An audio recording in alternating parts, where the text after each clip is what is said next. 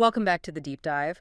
We're here again, digging into some, well, pretty dense source material to try and understand the bigger currents shaping our culture. Yeah, and today's topic is significant. We're looking at arguments suggesting Western culture is going through this really radical, maybe unprecedented redefinition of what it even means to be human. Right. And the specific focus, the lens for this deep dive, is unpacking the claim that the current transgender moment, all the conversations and debates happening, isn't just some isolated thing. Exactly. The sources we're diving into argue it's actually the result, the downstream effect, of three huge cultural and legal shifts that happened earlier. Shifts that basically dismantled older ideas about the body, about sex, about identity. Okay, so let's frame that traditional view first. For a long time, the body was seen as, well, a given reality, wasn't it? Something with a purpose, maybe stewardship, family, procreation. It had a sort of built-in design. A teleology. But the argument now is that we've shifted to seeing the body more like raw material, something you shape for your own identity project, a blank slate almost. And that difference is the whole ballgame, according to this analysis. It's arguing that transgenderism isn't the root cause, but more like a symptom. A syndrome, as one source puts it, of a prior moral revolution. A revolution driven by these three big upstream shifts. They're presented as the things that sort of catechized us, trained society to see the body not as a gift, maybe, but as an obstacle to the self. Okay, let's tick them off, because they build on each other. First, the normalization of contraception and abortion, the decoupling of sex from making babies. Yep. Second, the normalization of homosexuality, reframing inner desire as the core of identity.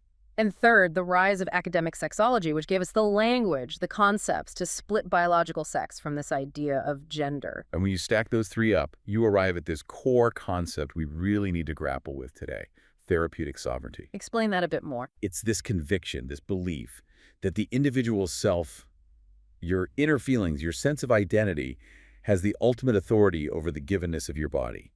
And this isn't just an idea. It's increasingly backed by law, by medicine, by media. So the therapist, or the medical establishment, becomes the highest authority, validating subjective feelings over objective biology. That's the argument, essentially, that the therapeutic view holds sway. Okay, so our goal here, let's be clear, is to understand these cultural systems. The source material itself often stresses this isn't about condemning individuals experiencing suffering, that suffering is real. Absolutely. The critique is aimed at the cultural architecture, the ideologies that seem to channel that suffering down very specific, sometimes irreversible paths. We need to trace the logic presented in these sources. Right. Let's start then with that first big shift, the one that really tackled the relationship between human will and, well, nature itself, the anthropological revolution. How did technology and law start to sever sex from procreation? Well, the sources point to a really specific technological moment as pivotal in the 20th century: the arrival of the pill, oral contraceptives back in 1960. Not just a medical thing, then. Oh, far from it. It's framed as a genuine watershed moment. One historian cited compares its impact on restructuring modern life to the Industrial Revolution. I mean, that's a huge claim, right? It is. So what makes it so foundational? It's not just the biological effect of preventing pregnancy, is it? It's the change in imagination. Exactly. It's the shift in the collective mindset. The sources argue that contraception subtly taught generations to see fertility not as, integral to who we are or maybe a social good, but as optional, manageable, often frankly, inconvenient. So the body's natural direction, its inherent purpose or teleology, gets sidelined in favor of self-expression, personal control. Precisely. An anthropology of self-expression eclipses an anthropology rooted in biological givenness. The body's functions become subject to the will. Okay, so technology starts the process by making fertility optional. But the sources say the law really cemented it, acting as an anthropological teacher. This brings us to Roe v. Wade in 1973. Right. Roe is presented as reframing procreation itself, no longer a natural outcome, but a negotiable one, decided by personal will under the umbrella of privacy, of autonomy. But it didn't stop there, did it? The logic apparently deepened with Planned Parenthood v. Casey in 1992. Yeah, Casey is crucial in this analysis because the language used there really enshrined this philosophy of the sovereign self. You're talking about the famous mystery clause, aren't you? Oh. Where the court said liberty includes the right to define one's own concept of existence, of meaning, of the universe, and of the mystery of human life. That exact line. The sources see this as incredibly significant, not just about abortion access, but as a philosophical declaration from the highest court. It essentially teaches society that the individual self is the ultimate authority on meaning. So if a biological reality, like being pregnant, conflicts with your self-defined meaning or life plan, Then the biological reality is framed as the problem, and the state has a duty to protect your right to erase or overcome it. The self becomes the author of reality. which means nothing outside the self, no natural law, no biological fact can really hold authority over it. And this leads directly to that famous slogan. My body, my choice. Yeah. The sources really dissect this slogan. They argue that while it's presented as being about autonomy, philosophically, it negates any idea that the body has an inherent purpose or that we have duties of stewardship towards it. It treats the body like property, basically, belonging entirely to the self. And its limits, whether fertility or even its sex, become problems for the will to solve. That's the core argument. The will asserts its sovereignty over the givenness of the body. Okay, so if that groundwork was laid decades ago with contraception and abortion law, how does that connect directly to the transgender conversation today? Are the sources saying it's the exact same logic? They're saying it's the inevitable extension of that logic. Once you culturally and legally accept the premise that will trumps nature in one fundamental area of embodiment, it's hard to stop it from applying elsewhere. Exactly. The philosophical grammar, the underlying principle was set. If technology and law allow you to erase an unwanted pregnancy, a temporary biological reality to protect individual autonomy and narrative. Then why wouldn't that same logic demand that technology and law allow you to alter an unwanted sexed embodiment, a permanent biological reality for the same reasons? Right. One source explicitly calls this abortion logic matured. You move from negating a function of the body, like fertility, to potentially negating the form and essence of the body, its maleness or femaleness. The will declares itself sovereign, and medicine becomes the tool to enforce that sovereignty. A direct line, the sources argue, from Casey to the current therapeutic approach to gender. Okay, that sets up the first pillar. The second major upstream shift, according to this analysis, gave this new philosophy its emotional core, its moral weight. Sacralizing desire. This is about how inner feelings, specifically desires, came to be seen not just as impulses, but as the very definition of identity. Yeah, traditionally, desire was seen as something related to actions, right? Things you do. And often something that needed guidance or moral shaping, maybe even restraint. Sure, but the modern era flipped that script. The sources often bring up Michel Foucault here, who tracked this shift historically. He talked about the difference between the sodomite and the homosexual. Exactly. In the past, you had the sodomite, someone defined by specific, temporary, forbidden acts. But then, Foucault argues, in the 19th century, this figure gets replaced by the homosexual, defined as a whole type of person, an identity, a species almost. That shift is huge because once desire isn't just about what you do, but about who you fundamentally are, your core essence. Your ontology then criticizing that desire isn't just a moral comment anymore. It becomes an attack on the person themselves, an invalidation of their very being. And this is where the therapeutic world plays a massive role again, isn't it? Specifically, the American Psychiatric Association's decision in 1973 regarding the DSM, the Diagnostic Manual. Absolutely pivotal. Yeah. 1973, the APA removed homosexuality from the DSM-2 as a mental disorder. But it wasn't a clean break initially, right? There was an intermediate step. That's right. It was initially kept, but only if the person themselves felt distress about it. They called it sexual orientation disturbance. So the focus shifted completely away from whether the desire itself was ordered or disordered according to some external standard. And landed squarely on the subjective experience of the individual. Does it cause you distress? If not, then it's not a disorder. By 1987, with the DSM-I3R revision, the category was gone entirely. This process, taking about 14 years, had massive cultural implications. The sources argue this is how the therapeutic establishment essentially canonized desire. It declared same-sex desire wasn't a deviation, but just a normal, neutral variation of human experience. Which, in turn, provided the crucial foundation for the legal and political movement. If the medical experts say this is a core identity, then any opposition looks like prejudice, like discrimination. Right. And that fueled the push for legal rights, leading eventually to huge Supreme Court cases like Lawrence v. Texas in 2003, striking down sodomy laws. And of course, Obergefell v. Hodges in 2015, establishing same-sex marriage nationwide. So the progression seems clear. Desire becomes identity. Identity gets legal protection, and opposing it becomes defined as causing harm. This creates a new anthropology where your inner feelings, your desires, define you more than your physical body. Yeah, the source material makes a pretty pointed philosophical claim here. It suggests that what traditional ethics might have called disordered desire or concupiscentia was essentially rebranded as your authentic self, a self that demands affirmation. And the body, it can become an obstacle to that authentic self, right? If your desires don't align with your biology. Precisely. And once you accept that desire defines your identity regardless of your biological sex, well, the next step seems logical within that framework. If desire can define your sexual identity apart from your body, why can't your gender identity define your sexed body apart from your biology? The body stops being the source of truth about who you are. It becomes something to be managed, altered, or overcome in service of that inner, authentic, desire-defined self. The new cultural catechism, as the sources put it, becomes your desire is your truth is yourself, and that self must be affirmed no matter what. Understanding that doctrine is absolutely key to seeing how we got to the third revolution. Okay, so pillar 1, will conquers nature. Pillar 2, desire defines identity. But you still need the tools, the actual concepts, and clinical frameworks to make this work in practice. That brings us to the third revolution, sexology and the institutionalization of therapeutic sovereignty. Right. This is about how academic theory and then clinical practice provided the architecture to formally separate sex from gender, ultimately placing the self's declaration above biological reality. And the key figure here, mentioned in almost all the sources on this, is the psychologist John Money. John Money, working at Johns Hopkins.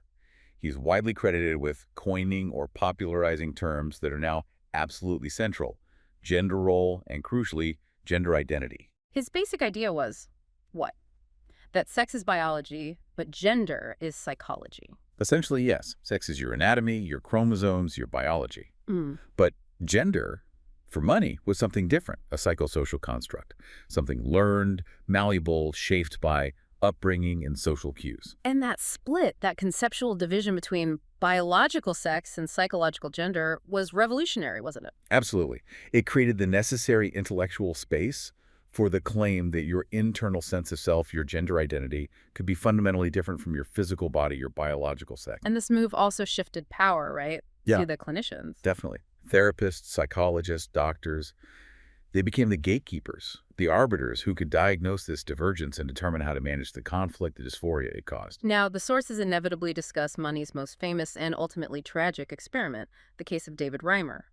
This seems essential to understanding the flaws in the original theory. It's a profoundly disturbing and important story. David was born a boy, Bruce. After a terrible accident during circumcision destroyed his penis, Money persuaded the parents to raise him as a girl, Brenda. Based entirely on Money's theory that gender was purely learned, completely plastic in infancy. Exactly. Money saw it as a test case. Brenda was subjected to intense therapy and socialization aimed at reinforcing a female identity. But it didn't work. Not at all. It was a disaster.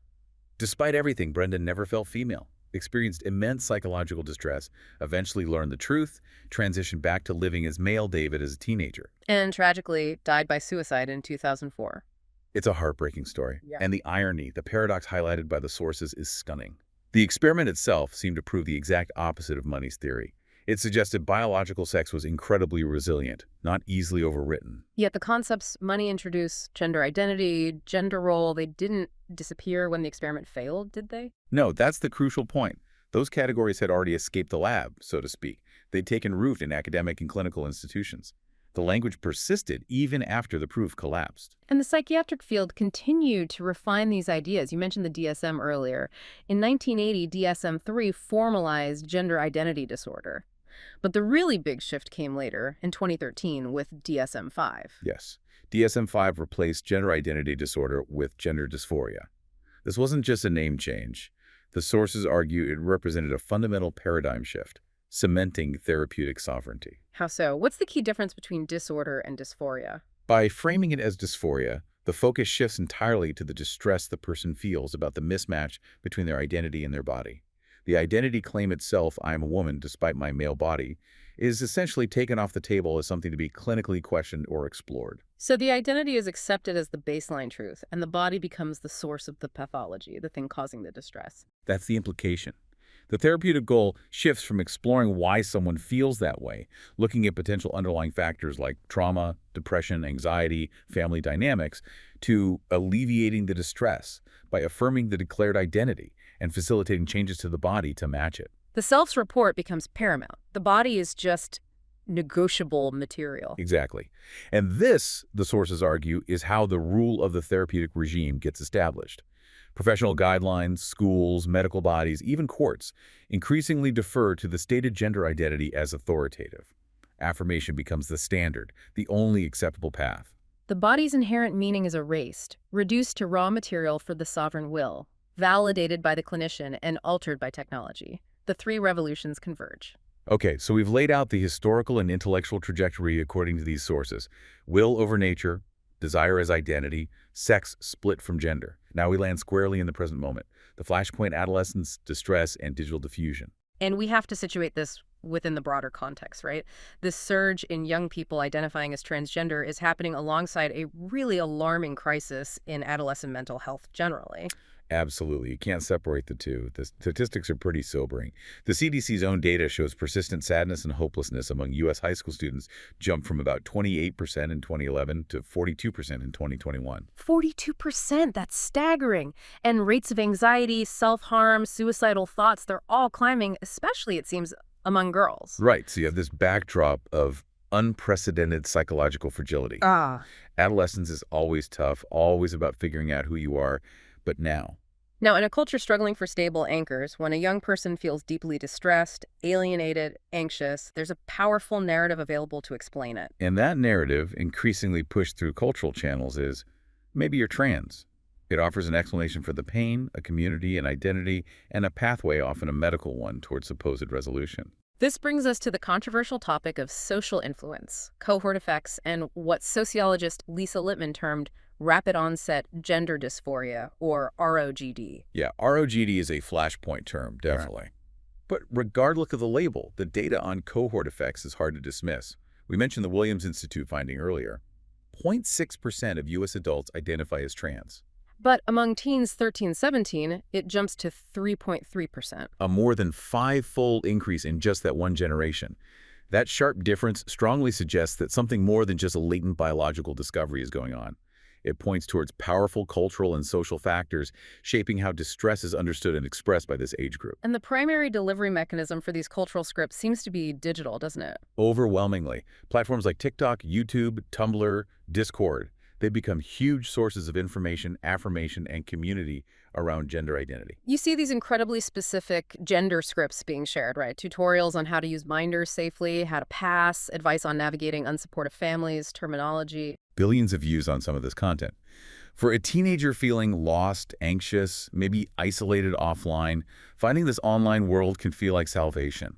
It offers instant belonging, validation, and answers. The sources argue, quite pointedly, that distress, which might have manifested differently in the past, maybe as eating disorders, cutting severe anxiety, is now getting funneled into this gender identity framework because it's the culturally prominent explanation. And this leads directly to the medicalization of distress. Instead of maybe starting with open-ended therapy, exploring all possibilities for their unhappiness. These young people are increasingly directed towards specialized pediatric gender clinics, and their numbers have exploded over 60 in the U.S. since 2007, reportedly. And within those clinics, the prevailing professional guidelines, often citing organizations like WPATH, World Professional Association for Transgender Health, tend to recommend early affirmation and medical pathways. Puberty blockers, cross-sex hormones, sometimes surgery later on. Right. The critique in the source material is that this system funnels complex adolescent suffering, often involving serious comorbidities like depression, anxiety, autism spectrum traits, into a very narrow, highly medicalized, and potentially irreversible path. But surely the clinics argue this is based on evidence, that these interventions are safe and effective. That's where the sources raise major red flags. They argue the evidence base is actually weak and highly contested. How so? They point to reviews, like a significant one in the BMJ Global Health Journal in 2020, which concluded that most studies supporting these interventions are observational, not robust randomized controlled trials. They suffer from low quality, high risk of bias, and crucially lack long-term follow-up data. So we don't really know the long-term physical and psychological consequences of putting potentially thousands of adolescents on this path. That's the deep concern expressed, that we're conducting a massive, uncontrolled experiment on vulnerable young people without the kind of rigorous long-term evidence that would normally be required for such life-altering medical interventions. A systemic failure driven by ideology over evidence is the claim. Okay, that lack of strong evidence makes it crucial to look critically at the main justifications given for the current approach. Let's move to critically engaging the affirmation model, starting with the most common argument. Which is fundamentally an ethical one. Affirmation saves lives. Yeah. The idea that validating a young person's transgender identity and providing access to medical transition prevents suicide and leads to better outcomes. The sources push back on this, calling it overstated or even misleading. Why? Surely validation feels good initially. Oh, undoubtedly. Immediate relief upon being affirmed is common. But the argument is that this short-term relief is often confused with genuine long-term mental health and well-being. And the evidence for long-term benefit is what the BMJ review called low quality. It's exactly. Low quality, high risk of bias. The sources argue that true compassion requires a much higher standard of evidence before embarking on irreversible medical treatments. It demands addressing the whole picture: the depression, the anxiety, the trauma, the family situation, the autism traits that often accompany gender distress. Not just focusing solely on the gender identity claim. This leads directly to the second related slogan, often presented as a stark warning: without affirmation, suicide rates spike. Or, put another way, would you rather have a living son or a dead daughter? This is an incredibly powerful, emotionally charged argument. But the sources turn it around and ask a deeply uncomfortable question. If the affirmation model is so effective at resolving distress and preventing suicide, Why are the suicide attempt rates still so devastatingly high within the population that identifies as transgender, even with increasing access to affirmation and medical care? this is where that shocking statistic from the 2015 U.S. Transgender survey comes in. It found a 40% lifetime suicide attempt rate among respondents. 40%. Let that sink in. 4 out of 10. And this survey was conducted relatively recently, during a period of increasing social acceptance and availability of gender-affirming care.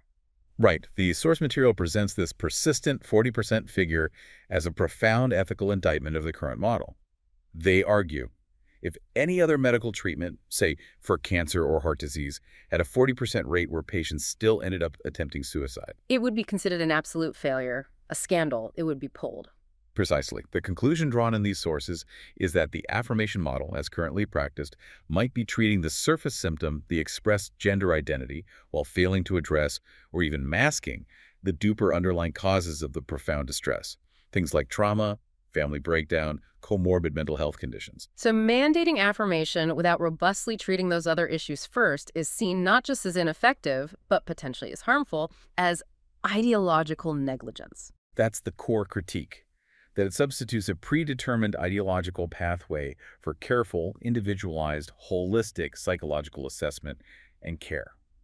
So given this fundamental critique, that the current affirmation-only model might be built on shaky evidence and failing to address the root causes of suffering, what are the proposed solutions? This takes us to the implications for policy and perspective. The sources seem to focus first on practical changes to medical protocols, the idea of stepwise care. What does that entail? It basically means slowing things down and being much more thorough before any medical interventions. It would mandate comprehensive psychological assessments, ones that are exploratory and don't just assume affirmation is the only goal. And crucially, actually treating the other things going on, the depression, anxiety, autism spectrum traits that are so common in this group. Yes, mandatory treatment of comorbidities first. See if addressing those underlying issues resolves the gender distress, or at least provides a clearer picture before jumping to hormones or blockers. Treat the whole person is the idea. And then there's the glaring lack of data we discussed, the call for long-term outcome registries. This seems like a basic ethical requirement, frankly. The sources argue governments must mandate national registries to track everyone who undergoes gender-affirming medical interventions. Not just for a year or two, but long-term. For decades. We need to know about fertility impacts, regret and detransition rates, bone health, cardiovascular effects, cancer risks, and critically long-term mental health outcomes. This is standard practice in other areas of medicine, like cancer treatment, right? Absolutely. Why wouldn't we demand the same level of evidence and long-term safety monitoring for interventions that permanently alter healthy bodies, especially in young people? its absence is presented as deeply problematic. Policy also needs to address the therapeutic landscape itself. There's concern that laws aimed at banning conversion therapy are sometimes written so broadly they stifle any therapy that isn't purely affirming. That's a major point. The need to protect pluralism in care. Clinicians need the professional freedom and legal protection to offer different approaches. Things like watchful waiting, especially for younger kids, or therapy focused on exploring underlying issues, or family therapy. Exactly. Without fear of being accused of conversion therapy, simply for not immediately affirming. The goal should be finding the best path for the individual child, not forcing everyone onto a single predetermined track based on ideology. Okay. Beyond the practical policy, the sources offer a much deeper, more foundational critique. They frame the whole movement at its root as a kind of false gospel. Yes, this is where the analysis becomes explicitly philosophical, even theological. The argument is that the modern therapeutic approach offers a kind of salvation story. Salvation through what? Self-creation. Through self-declaration, I am who I say I am, through technological alteration of the body to match that declaration, and through social affirmation that validates it. It's presented as a gospel of the sovereign self, promising freedom from suffering and alienation if you just authentically express and embody your inner identity. And this is contrasted with a more traditional, perhaps religious view. Right. Contrasted with an anthropology where the body is seen as a meaningful gift, not just raw material, where the self is understood as limited, perhaps even fallen, and in need of redemption or formation, not just expression, and where salvation or true freedom is found not solely within the self, but in relation to something larger: God, nature, community, objective truth. So from this perspective, the task facing society isn't just about policy tweaks, it's more fundamental. A prophetic task, as one source calls it. Yeah, drawing parallels to historical moments like the fall of Rome, where societies supposedly collapsed when they lost their grip on fundamental truths about the body, family, and reality. The argument is that we need to actively resist ideologies that medicalize normal distress or existential angst. And that institutions, families, schools, religious bodies, communities need to actively recatechize or reteach the idea that the body is good, that it has inherent meaning and purpose, that limits are real and sometimes necessary for flourishing. It's a call for a fundamental reorientation away from the sovereign self towards an understanding of the human person as embedded in given realities. Okay, let's try and synthesize this for the listener. We've traced this complex argument, this cascade of ideas. It starts, the sources claim, with that first anthropological revolution, technology and law, enabling the will to triumph over nature, particularly regarding procreation. Then the second shift. The normalization of homosexuality reframes inner desire as the very core of identity, sacralizing it. Third, academic sexology provides the intellectual tools, the language of gender identity, to formally split mind from body, paving the way for clinical practice to manage the resulting distress. And finally, the therapeutic regime emerges, institutionalizing affirmation and reducing the body to an obstacle or raw material for the sovereign self's projects. With today's distressed youth, often immersed in digital worlds, becoming the flashpoint where all these currents converge. So what this deep dive suggests is that the core conflict isn't just about bathrooms or pronouns. It's fundamentally anthropological. It's a clash over the very definition of what a human being is. A choice, really, between two opposing views. The absolute sovereignty of the individual self, with its unlimited will to define reality. Versus the idea that we are creatures embedded in a given reality with bodies that have inherent meaning and limits that we need to reckon with. The sources argue that the culture built on these revolutions promises liberation, freedom through erasing limits, breaking down binaries, overcoming the body. Yet the conclusion presented here is stark.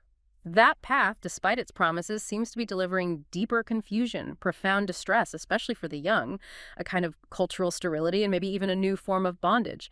That persistent 40% figure hangs heavy. Which leaves us, and you, the listener, with a challenging final thought to wrestle with. If the current framework, centered on the sovereign self and the malleability of the body, seems to be coinciding with, or perhaps even contributing to, such widespread fragility and suffering, what foundation can restore meaning, purpose, and genuine flourishing to the human person, body, and soul? The source material clearly frames it as a fundamental choice. Where do we ground our understanding of ourselves? In the self or in the given? A profound question for our time. Thank you for joining us for this very intense deep dive into the cultural currents shaping our understanding of the human person.